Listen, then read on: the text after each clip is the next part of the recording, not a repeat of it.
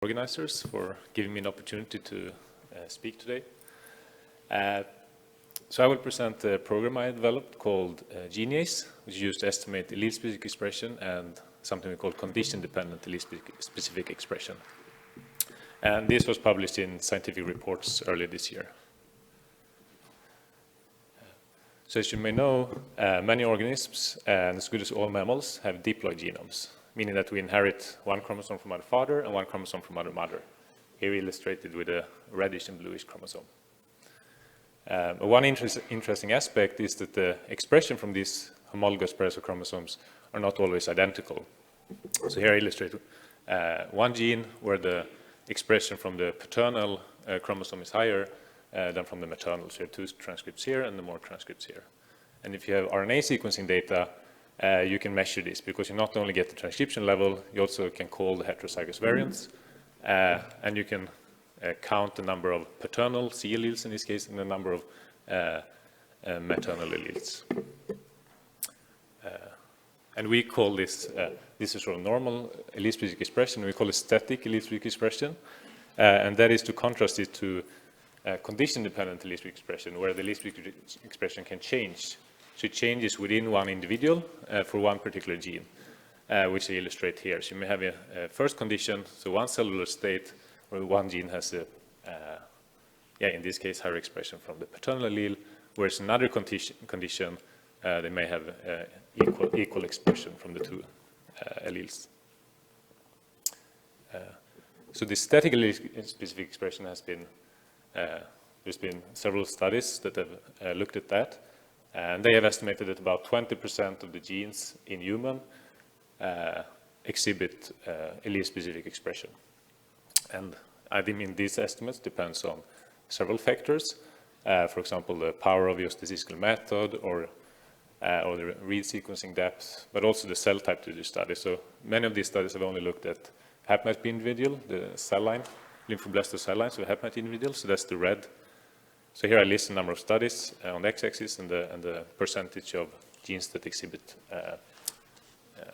significant allele-specific expression. And there's not been so many studies that have looked at primary cells. So there are several applications. If you have an estimate of allele-specific expression, there are several applications of this. So, and one is to find cis-regulatory variants. So it's like an EQTL study where we try to associate a cis-regulatory variant, which I show here, to a gene which is affected expression of. And you can then make, if you have a good estimate of your allele-specific expression of the gene, then you can have a better power to detect the cis-regulatory variants. For condition-dependent allele-specific expression, which I show here, one application is that then you can link your cis-regulatory variant to a particular phenotype. So for example, if in condition 2 here you have one transcription factor which is present and which is not transcribed in condition 1, you can link this to, you can link this cis-regulatory variant and transcription factor to a particular gene. Another application is in if you have cancer data, there you may have the situation where you have one, that you have matched samples, so from the same individual you have cells from normal cells, but you also have cells from the tumor. And in the normal cells you may observe allele-specific expression, but in the tumor data you may have a loss of you could have a deletion, like a loss of heterozygosity, which causes homozygous expression from the gene. So I have developed this program called GeneiASE to estimate the allele-specific expression and also the condition-dependent allele-specific expression. And it's available on GitHub. And the input to the program is basically a matrix with the RNA-seq read allele counts. So basically you have one column with the genes, another column with the variants within the genes, and then actually read allele counts for the alternative and reference allele for the first condition and for the second condition. So I will give you a brief overview of the method.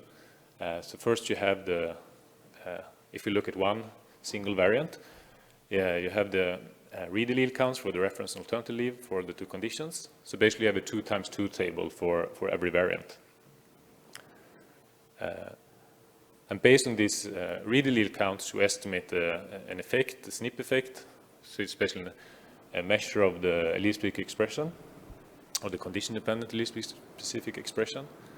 So for each SNP, we get a particular effect, and this is basically an odds ratio, by which we also account for the sampling error, so basically the sequencing depth at this particular variant. And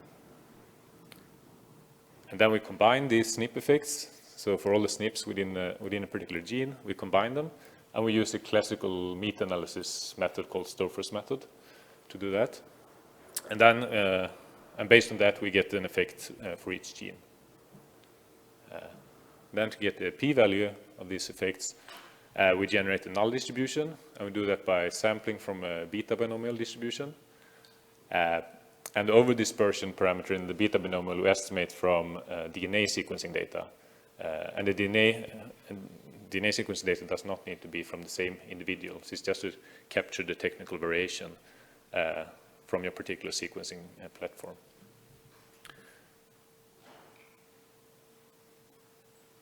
So we then tested our method first on simulated data. And in this case, what I show here is on simulated data where there is no allele-specific expression. So we haven't, yes, there shouldn't be an effect. And in that case, the p-value distribution of the method should be uniform. And here I show that with a quantile plot with the expected uniform distribution on the x-axis and observed distribution from the method on the y-axis. And as you can see, it's in the diagonal, so we do have a uniform distribution. We then simulate data with an allele-specific expression, and we add different effect sizes, so different magnitudes of the allele-specific expression, which I show here with different colors. So this is the rock curve to show the performance. And there's been one other method developed to estimate condition-dependent allele-specific expression. It's called M-based. And we perform a bit better than them. So we then apply the method to real data, and in this case we collected 8 individuals and extracted the white blood cells from them, and then we had untreated cells, which was our control condition, and then we also treated the cells with lipopolysaccharide, which induces an inflammatory response. So in this way, we have a paired design. So for each individual, we have both the control and treated samples. And then we performed RNA sequencing of these 16 samples from the 8 individuals, and we also genotyped them using SNP arrays.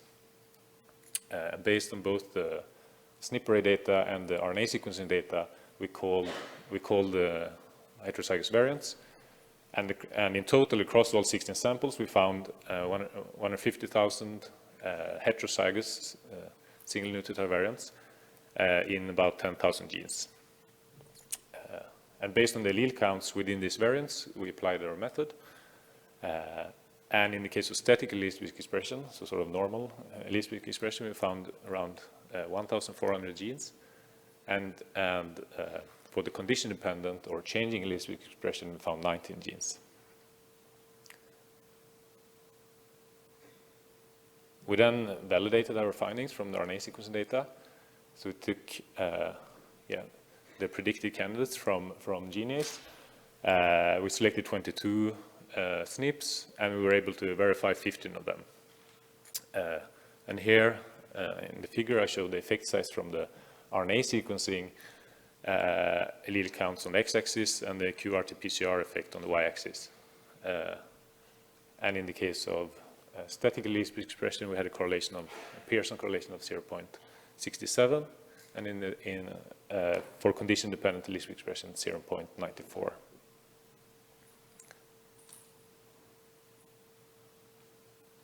So our method does not require that you have the haplotype phase for your individual.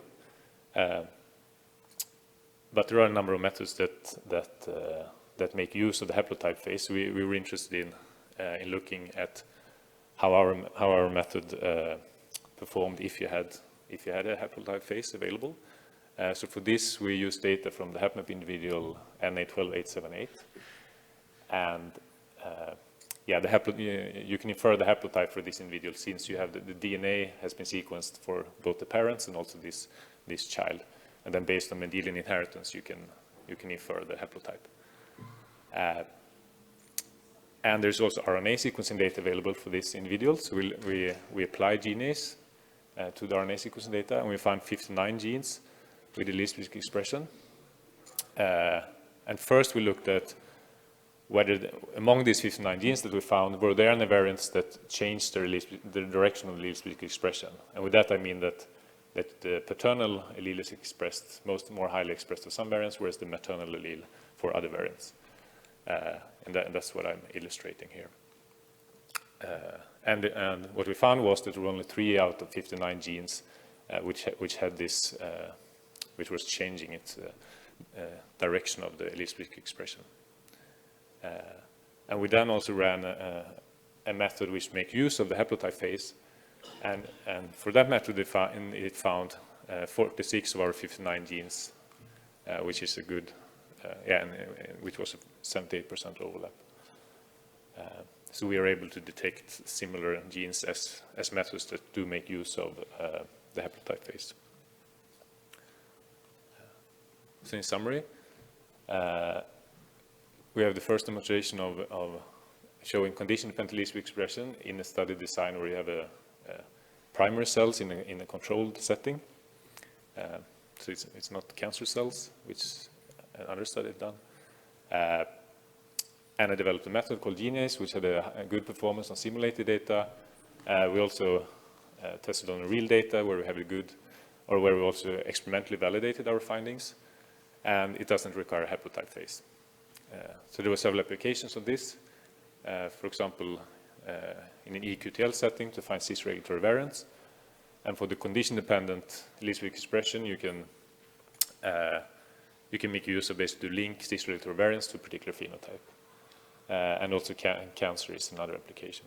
And this is available at my GitHub account. So I would like to acknowledge my co-authors, especially Maria Cuestas Iglesias and Sarah Jane Riley, who did all the experimental work, and also my supervisor, Olof Emanuelsson, and also had fruitful discussion with Mattias Thronberg and Johan Reimegård, and also I'd like to thank the core facilities where the sequencing and genotyping was carried out, and also our funding agencies. So I would also like to mention another method I developed, which if you have single-cell RNA sequencing data, then you can make use of that to infer haplotypes. And if you have the haplotype, you can get better estimates of your allele-specific expression. And that is also available.